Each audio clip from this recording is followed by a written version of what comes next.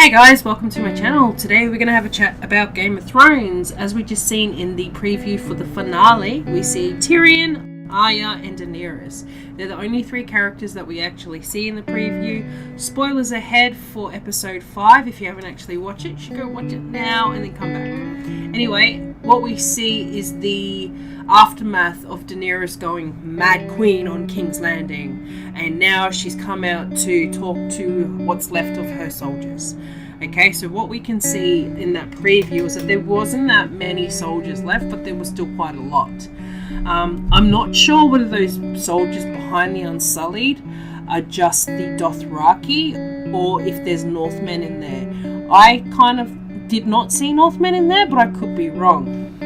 The reason I bring that up is because possibly maybe Jon's taken all the Northmen out of King's Landing. I'm not sure about that, but we will see in the finale. Now, I have a few issues with Daenerys' character from episode 5.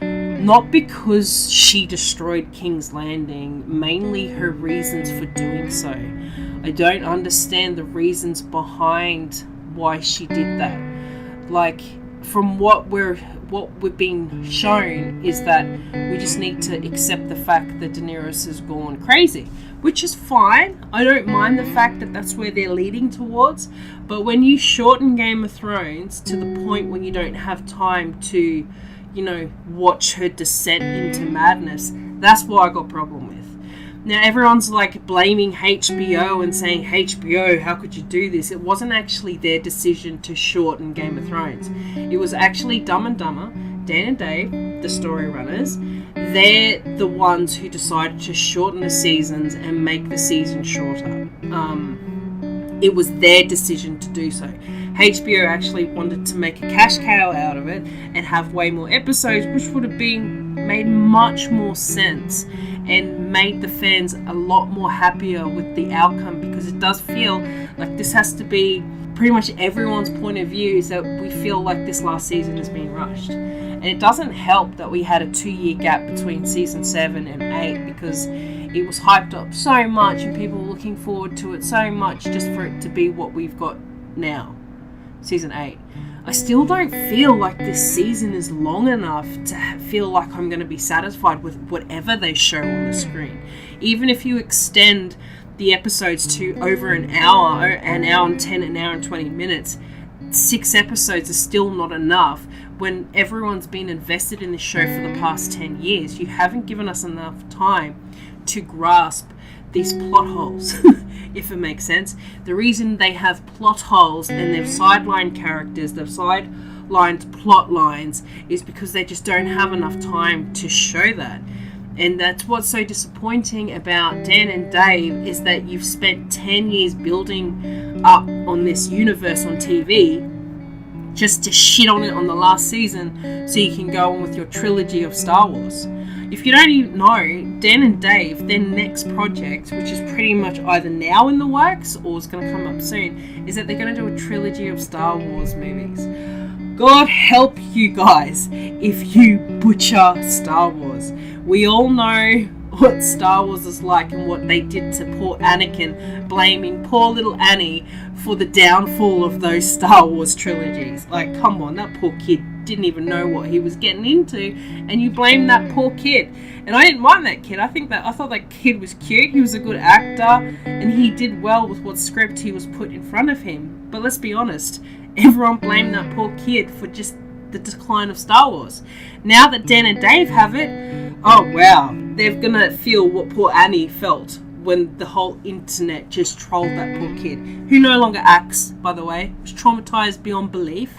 So Dan and Dave, good luck to you if you're going to butcher Star Wars, because you'll never work again, because we know how big and super fans there are when it comes to Star Wars. And you could say that even the Game of Thrones fans are as much of a super fan as what the Star Wars fans are, but let's be honest, the Star Wars fans are pretty hardcore, so good luck to you boys. But back to Daenerys. What they've done with Daenerys, I've never really shipped Daenerys. I've never really been someone that likes her. I never liked her from the beginning. However, she has had a great story arc. She went from a shy 15-year-old who was pretty much raped, it's insinuated that her brother sexually abused her and then sold her off to Khal Drogo so that he could get the Dothraki soldiers that he wanted to take back King's Landing. She went from being a scared little girl to a powerful woman with all the Dothraki on her side. She's gone from being super innocent to now Mad Queen, killer of thousands, millions. Who knows how many people were in King's Landing that she killed. She's quite proud of her title. You know, Daenerys, the Queen of the Dragons, Khaleesi, Breaker of Chains, tra-la-la, killer of innocents, killer of children and babies, and the tyrant of King's Landing is forever her name. And I'm pretty sure Daenerys would not like that title, and she never would have shipped that title, and she would have never made that decision. The fact that Dan and why we feel that Daenerys wouldn't make that decision is because it's out of nowhere. It's just, what?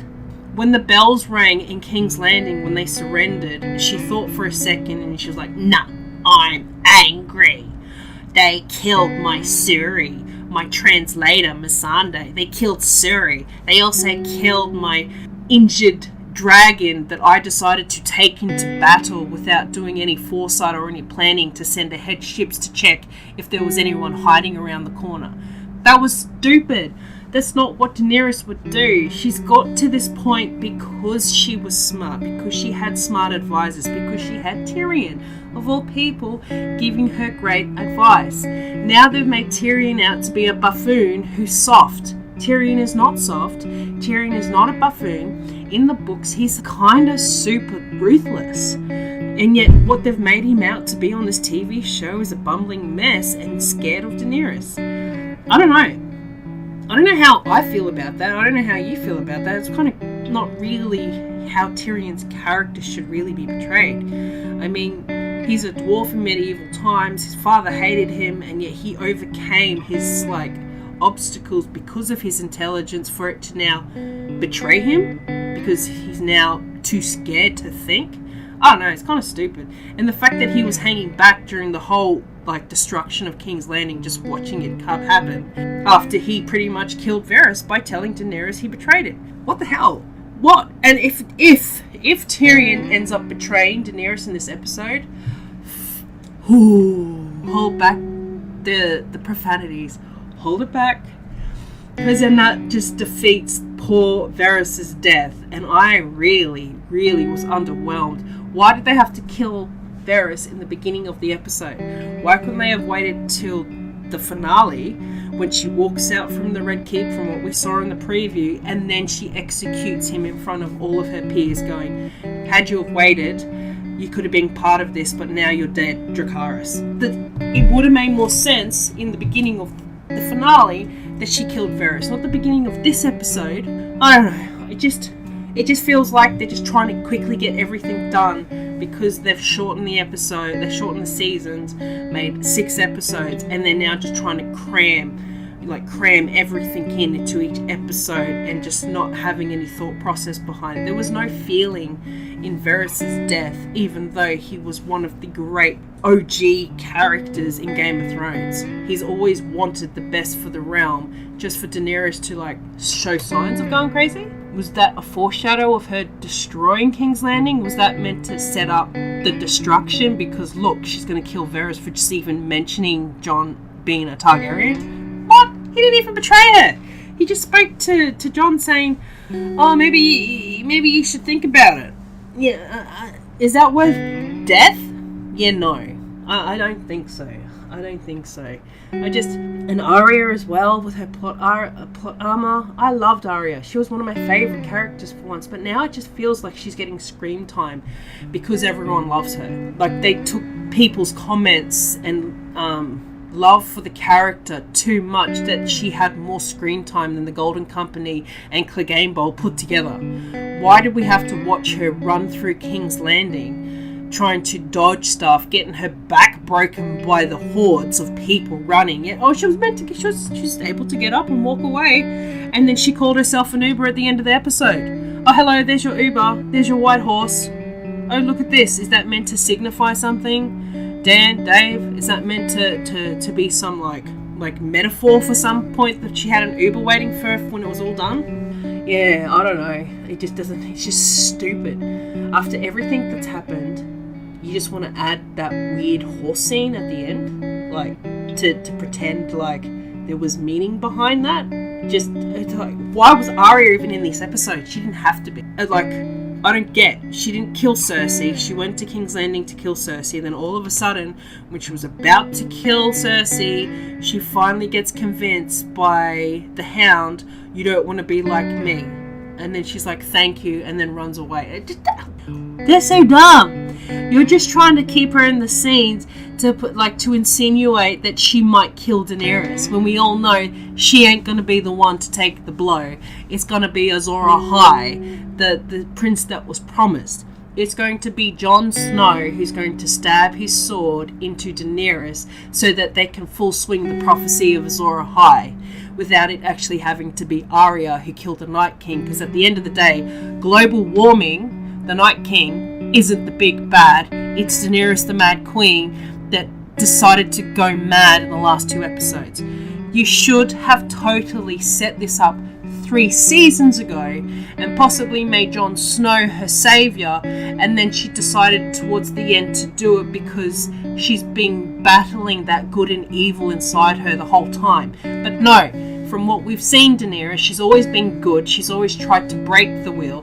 What wheel, man? She destroyed the whole goddamn cart, dude. She didn't just destroy a wheel. She didn't even look at the wheel. She didn't even care about the wheel. She just destroyed the whole goddamn cart. Like, really? Really? There's some plot holes right there. But that's just my take. It's also Cersei, the second big bad, like more bad over the Night King, because that's what George says, that the Night King represents global warming. Well, we're all bickering and fighting about politics. There's the, global warming happening, that bad, that we don't believe, we think is a lie, but it's actually true. But Cersei, get back to my point, and she dies from rubble. She doesn't actually die from this prophecy of the little brother. It was just put in there for nothing because the prophecy was full of shit. Like, I do know that George says don't take prophecies too seriously, but why would you add that in? Because, do you know why they added that in? Because in the books it matters, not in the show. But because they didn't keep track of their plot lines, they forgot about the little brother prophecy. What was the point of Jaime and his whole entire arc to die with rubble? Really? We just watched him for nothing? Just to die with some rubble? Not even by the hand of Euron? Not even by the hand of the mountain? And when Cersei's like, this can't be the end, this can't be the end. Oh, sister, trust me, I'm with you, girl. I was with Cersei in that point when she's like, this can't be the end, I want to live. We all wished you lived, Cersei. We seriously wished you lived to the end. That was the dumbest death I've ever seen in my life. And it wasn't even, like, ironic. It was just sad. It was stupid. Not sad as in, I can't believe she's dead. As sad as in, is that how you're going to end one of the biggest, baddest villains of one of, you could arguably say, of all time? She dies with some rubble. That's just like, it feels like it's an afterthought, to be honest. It doesn't feel like they purposely did that for her to die. It felt like, how are we going to kill Cersei?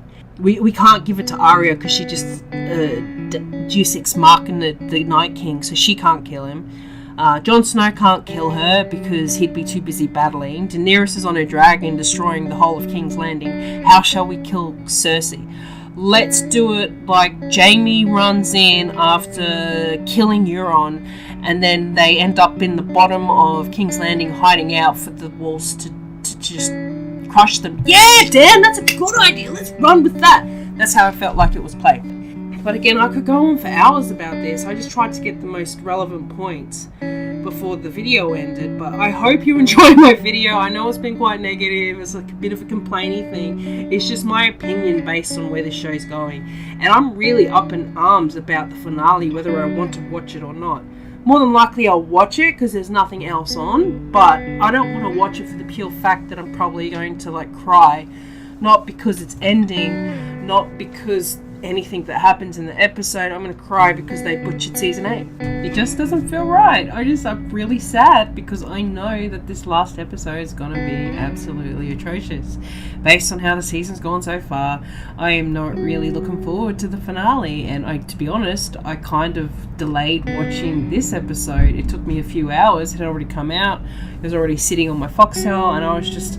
I just went, fine, I'll watch it now, nothing's on. And I watched it, and here we are, I'm depressed. Anyway, I hope you liked my video, and I'll leave you on that one. And thank you so much for listening, and I'll catch you guys on the next one. Peace out, bye.